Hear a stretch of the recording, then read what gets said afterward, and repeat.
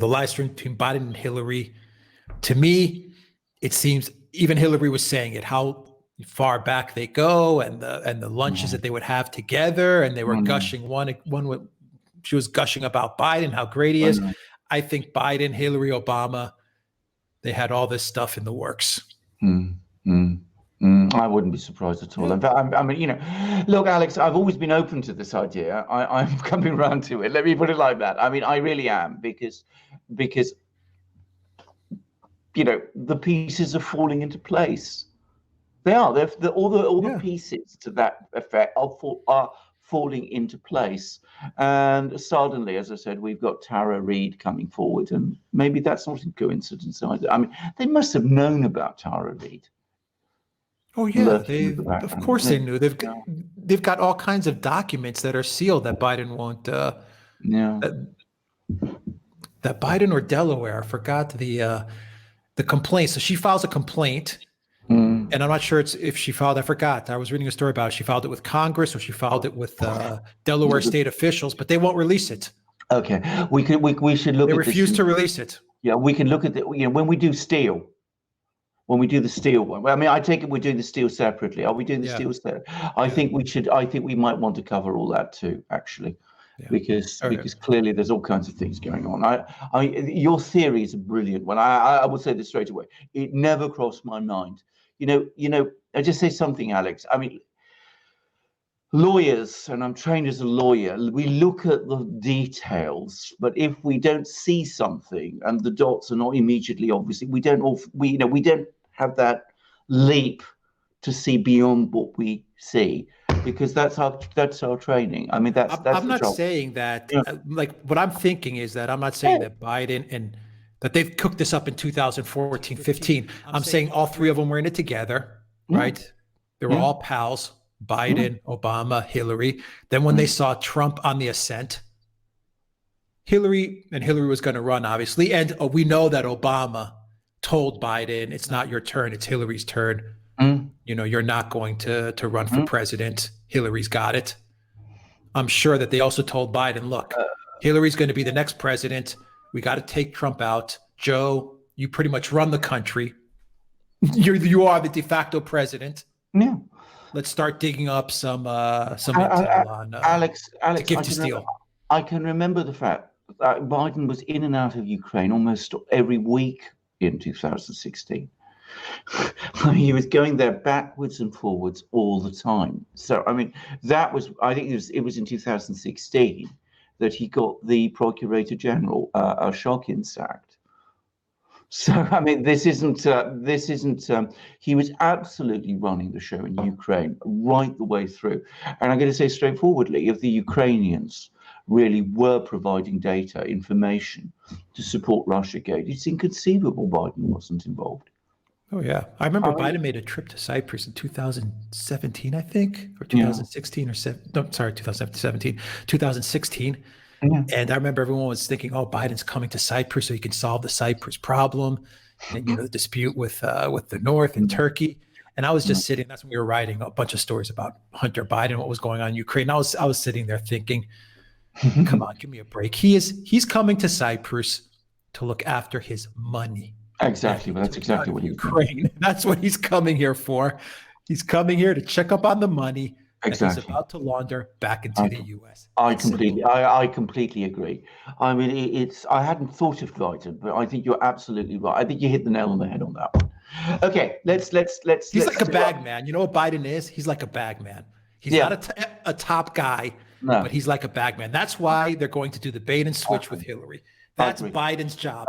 The way his mental state is right now, he may not even know it at this point in time. He may not have the capacity. Exactly. Well, I understand what's going on now. I remember Biden from way back in the 80s. I mean, let's face it, he was never that bright.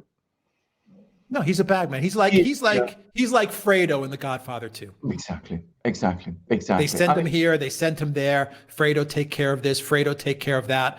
Now they're telling him, Fredo, run for president.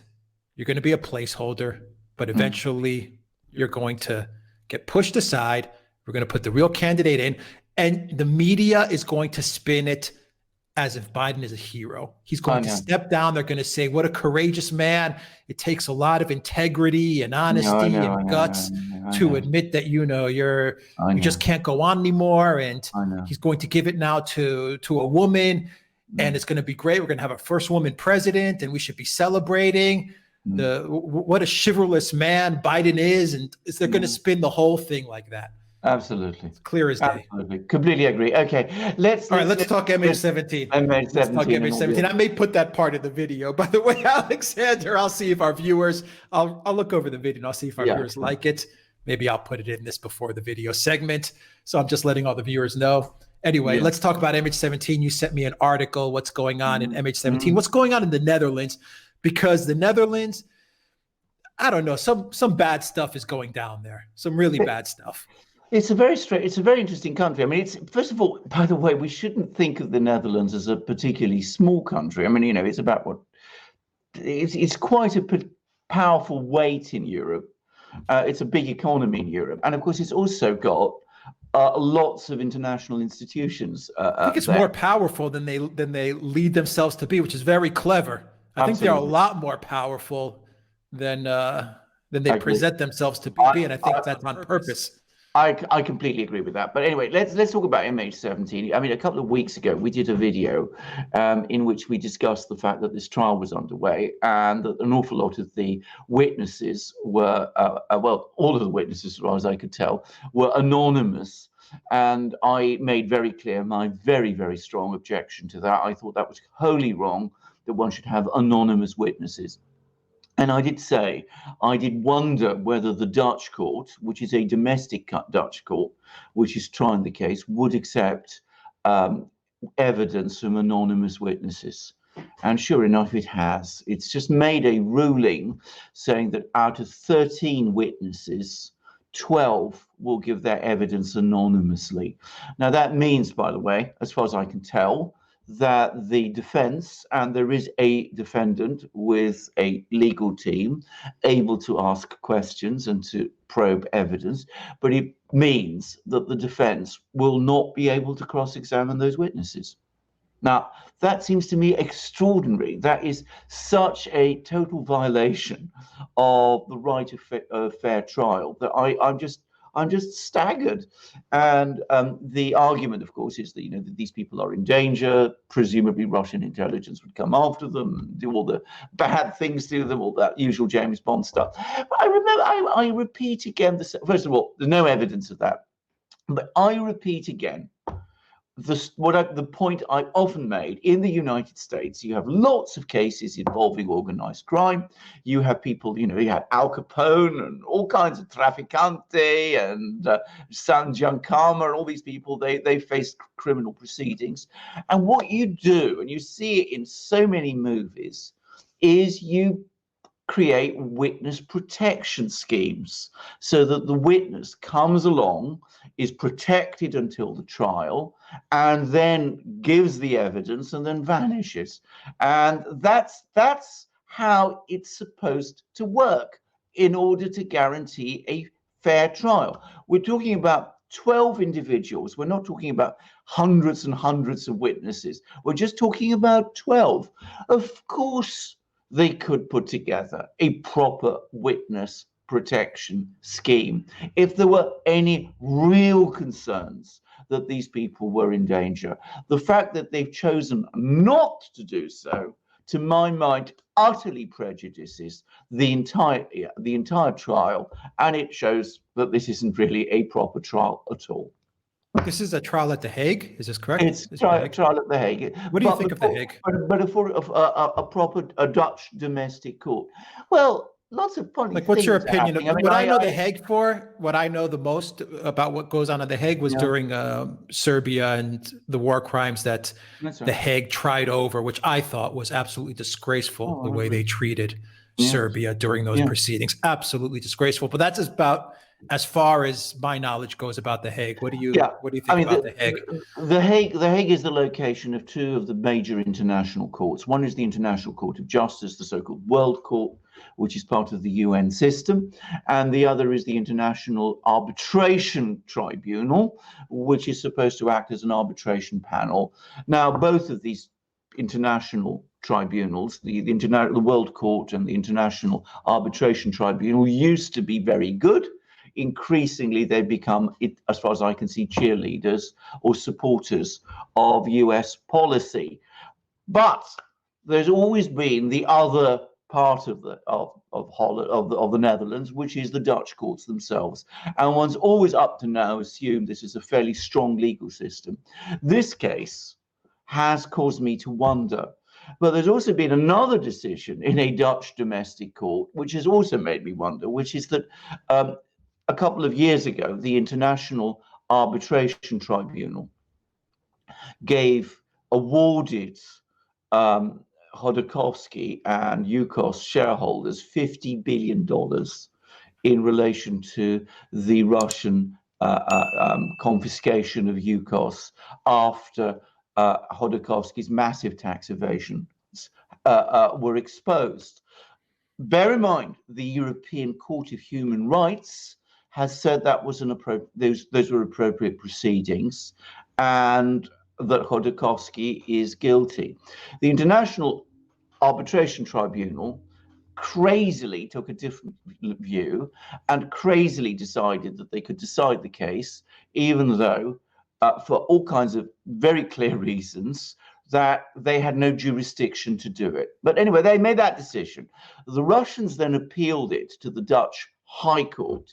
The Dutch High Court came back and said this decision of the International Appeal Tribunal is crazy and set it aside. Chodorkovsky and his people then appealed to the Dutch Court of Appeal, and to my incredulity and astonishment, the Dutch Appeal Court has now allowed that appeal and reinstated the tribunal decision. Now, there's going to be a further appeal to the Dutch Supreme Court, but I found that a most bizarre decision. So we have a bizarre, very anti-Russian decision from the Dutch Appeal Court. We've had this extraordinary decision from the MH17 court.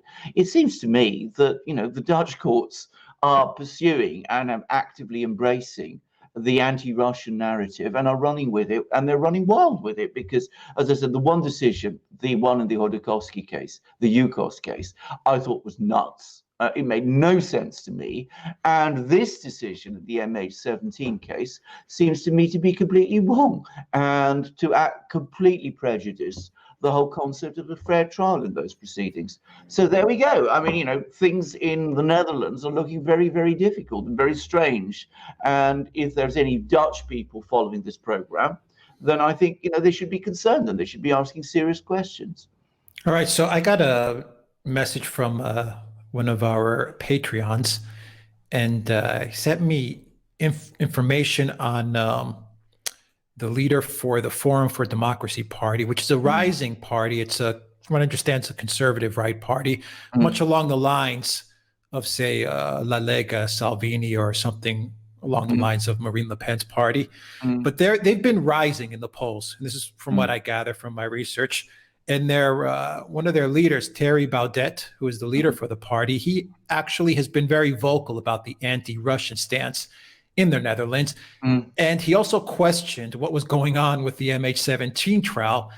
And one of there was a television program called Zembla, which actually did a hit piece on him, kind of a mini Russiagate hit piece on this leader of a rising political party. And I thought that's really interesting because you just mentioned right now the anti-Russian undertones in the Netherlands, and it really is taking hold. And it's very surprising because I think I had a different opinion of the Netherlands when it came to foreign policy in light of all the international institutions, which are supposed to be, very middle of the road and just and objective. It seems that we have the exact opposite going on.